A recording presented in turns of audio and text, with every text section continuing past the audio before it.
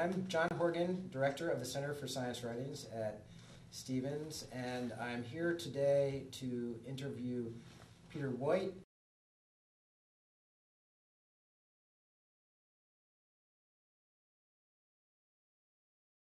This book, Not Even Wrong, refers to string theory. So tell us what string theory is. It was first developed in the late 60s, early 70s, and then the idea was to use it as a theory of strong interactions if you wanted to understand how a proton or neutron work. The so-called strongly interacting particles, which are very hard to understand, were not point-like particles, but really were these vibrating strings of some kind. Mm-hmm. So that was the original version of it, and in that form it really didn't work out. So that was kind of abandoned when a better kind of more point-like particle theory came about in the mid-70s. So it kind of went into eclipse. This theory went into eclipse during the 70s and the early 80s, and then it was kind of brought back in kind of a new version. And in this new version, the idea was that it's supposed to not be a theory of the strong interactions, but to be this unified theory of everything. And there, the big selling point is that one of these vibrational modes of the string is believed to have the right properties to act like a so-called graviton, to give you the gravitational force, to give you a kind of quantized version of Einstein's theory of general relativity. First of all, if you do have this unified theory of gravity, this theory of gravity is kind of determines cosmology, determines that in fact we have this expanding universe we see, that's part of the whole story. So, I mean, in the dreams of theoretical physicists, certainly you'll ultimately end up with, if you find some ultimate unified theory, you'll be able to answer any question, including, okay, what was going on in the Big Bang, and where did that all come from, and then what's going to happen to the universe later on, where are we all going. So, and then in the summer of '84, two of the physicists who were working on this, John Schwartz and Mike Green, did this calculation which showed that the potential problem that was worrying Witten could be dealt with. That in some specific cases it canceled, and so not only could this problem be made to go away, but you could hope that it could only be made to go away by certain very specific choices, and those would actually tell you a lot about the real world. So, so this cancellation that was required would actually explain a lot.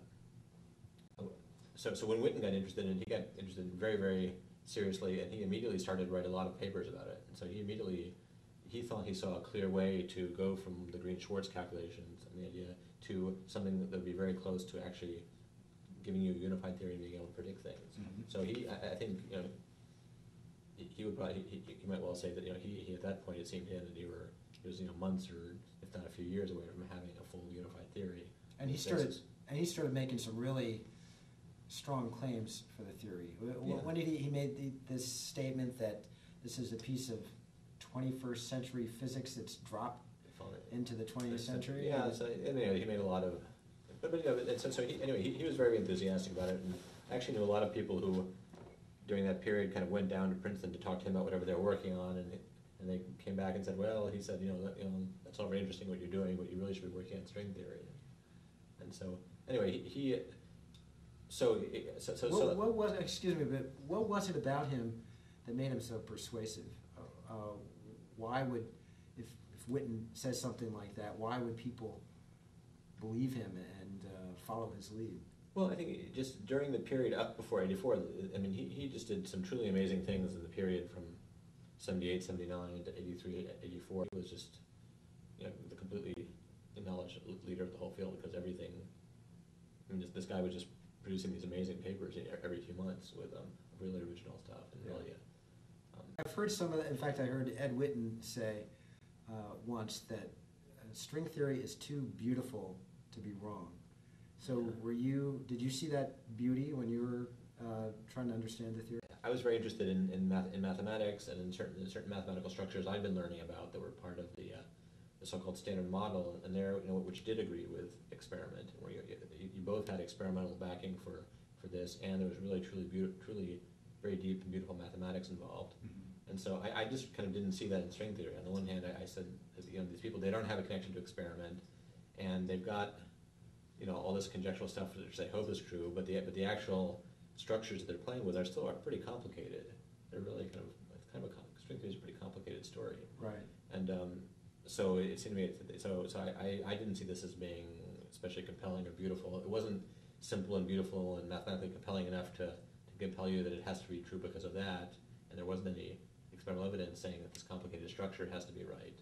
So if you have a taut string, it vibrates with certain characteristic frequencies.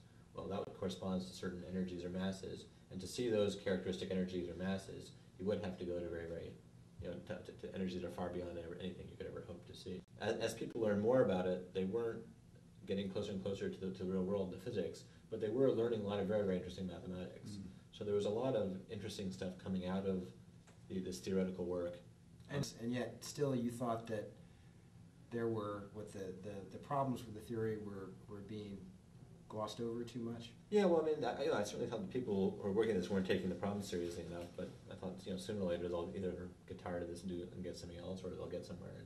So you had an initial paper in 2001, then you had that article for American Scientist in 2002, I think.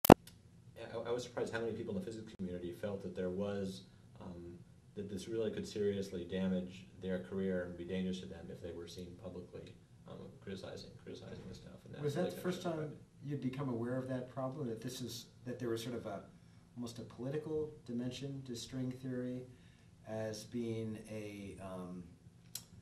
not just purely a scientific enterprise, but as something that had power and influence and was trying to suppress dissent? Well, I mean, I was aware of it, that there's some of this, but to some extent, I mean, a lot of the power and influence of string theory really was based upon, the people who were promoting it and who had very legitimate accomplishments. So people like, if Ed Whitten goes around and tells you that, he thinks this is true, well, there's very, very good reason to believe him. It's not just because he's a very, very smart guy. And it's persuasion, not coercion. So it was, so a lot of kind of why people were uncomfortable criticizing string theory was that they were, for quite legitimate reasons, uncomfortable criticizing, something that's being promoted by very, very smart people. So there's kind of, another way of saying it is that there's kind of an intellectual intimidation factor. Not so much that somebody's saying, well, I'm going to get you and make sure you never get a grant if you say this, versus kind of, well, anyway, it's hard to criticize somebody who's obviously so smart. Yeah. Basically, this book is just so terrible, and I can't believe you'll find anyone who would ever say you should publish such a thing, and so I'm not even going to bother to tell you what's wrong with it, except I'll give you one example. And the one example was they took something I'd written, a sentence out of context, changed one word from a singular to a plural so that it could be interpreted in some other way, and then use this and turn this and use this as somehow evidence that I didn't know some obvious thing. So it was a pretty crude way of trying to make you look bad. Yeah, so and that really actually kind of shocked me. That actually kind of gave me the first glimpse that, whoa, some of these people are really much more delusional about this than I could have imagined. To not believe, I can see a good argument that, well, these problems this guy is, I guess the reaction I was expecting was something like, well, the problems this guy is talking about really are not that bad, really have hopes we can get around them, and, right, et cetera. But to just say that, these problems I was talking about weren't real, or that this was all just complete nonsense. So it was more ad hominem than actually substantive. Yeah, but it didn't, so I mean, whoever the referee was, he didn't kind of come to grips with the argument of the book at all. It's kind of, and it was actually good evidence he actually even hadn't read it. I mean, but Cambridge didn't publish it in the end. So the editor's reaction was that it was interesting. He said, well, on the one hand, this referee's report is so kind of odd, and it kind of actually gives some evidence for what you're saying. On the other hand, the way they work, I mean, they have a board of, I don't know what it's called, but some kind of board of trustees of academics or whatever, who they have to get to agree to publish anything they publish.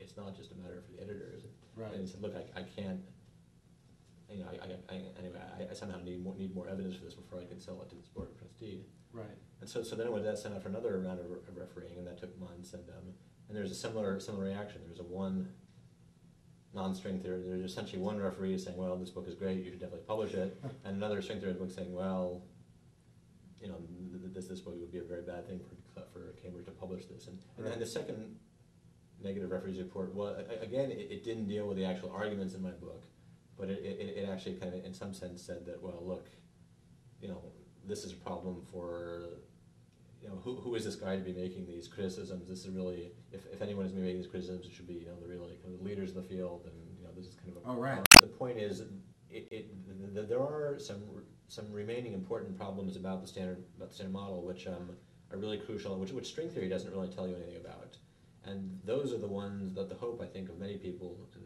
to some extent myself also, is that this accelerator will tell you about, start answering questions about that part of the theory which we've never really properly understood, mm-hmm. and that what will happen essentially, people just kind of forget about string theory and pretend that never really happened, and happily go off into something much more promising. And it might also turn up things that are completely surprising that nobody had anticipated. I mean, that would be really sort of the best thing that could possibly happen. So that's the best thing, is that this accelerator will finally show us the right way, and which is something we hadn't thought about, and so that may happen. I guess the other kind of positive point I'm trying to make in the book is that you can. I've now had experience both in physics and in mathematics, and physics has always been driven by experiment. You really can. That's kind of what has kept people honest and has kind of told them which way to go. The way mathematicians work is quite different. I mean, they don't have experiments. You don't kind of have everybody trying to work in the same subject at once. The kind of faddish way in which physics worked, which made some kind of sense, because you would get some new piece of experimental data coming in, and everybody would jump on it and try to figure out what's the reason for let's explain this. And so physics could make progress in this very faddish way, but mathematics has always been much more of an ethic that everybody should kind of spread out and find their own idea and find their own thing to become expert at, and try to follow their own nose. And if everybody is off doing different things, and a lot of smart people, interesting things are going to turn up. And so part of what I hope would happen in physics is to acquire a bit more of this ethic, and part of it is the ethic of not behaving this faddish way, but of kind of encouraging people to do what it takes to go out and try completely different ideas, and to try to have people working in a wide variety of different ideas. But do you see that sort of a diversity of approaches still pursuing the goal of unification and solving some of these really fundamental problems that superstring theory is supposed to address? Yeah, I mean, our fundamental problem with unification is we just don't. A certain number of ideas have been tried out, and which all have well-known problems, and string theory is not one of them. Right. But there's a lot of things that haven't been tried. There's a lot of. I mean, if you start to get to know the subject, you realize that the number of people working the subject is actually, this is a fairly limited community. It's a few thousand people, and what's happening is really being driven. Most of them are kind of following the lead of a fairly small number of people, and the number of actual different kind of ideas that people are trying out is actually quite small compared to, and there's a much larger array of ideas out there which nobody has ever really taken the time to look into, because I mean the way the field works, if you went out and worked, these things are very difficult. You would have to go and spend several years of your life doing this, and if no one else is interested in what you're doing, and most likely whenever you try any new idea, it's probably not going to work out anyway. So there's the way the field is structured. It's kind of very, very hard to do that kind of work, because it's likely to damage your career. If you try and do it when you're young, you're going to very well end up without a job. But if you don't have experiment kind of that can validate this kind of speculation, you realize that if something is getting more and more complicated, you're on the wrong track. Right. Yeah. So what the greatest mathematicians certainly are looking for is not only something that's completely consistent and rigorous, well understood, but new ideas that don't just lead into more complexity, but new ideas that actually kind of give you a new way of thinking about all these structures in a simpler way. And that's something which really hasn't happened in string theory. I mean, I thought I realized how bad it was, but it's much worse according to the description you have in your book. The pressure to conform, first of all, and to do work that will be seen favorably by people in positions of power, many of whom are string theorists. And then there's so few positions available anyway. Yeah. It's a little bit like wanting to be a professional basketball player or something like this. Your chances that it's going to work out are slim, and everybody will tell you this. On the other hand, if you do become a professor at Harvard or whatever and get a Nobel Prize, then you'll be rewarded very amply and have a very nice life. Stephen Hawking has this phrase at the end of Brief History, where he says that once we have this final theory of physics and we sort of think through its consequences, then we will know the mind of God, which is interesting because he's a complete atheist. Yeah. And he was really hoping to, push God out of the picture through science. Yeah. But I wonder if you think that that is even a feasible goal for science to sort of explain things so totally that we won't have to rely on all these old religious explanations for things. I don't know. I mean, it's certainly. I mean, there's certainly a long history. Science has kind of pushed back religious explanations about the physical world. So to the extent that your religion traditionally has been providing explanations about the physical world, and I think that part of religion is kind of ultimately doomed in the sense that that's really what physics is going to ultimately just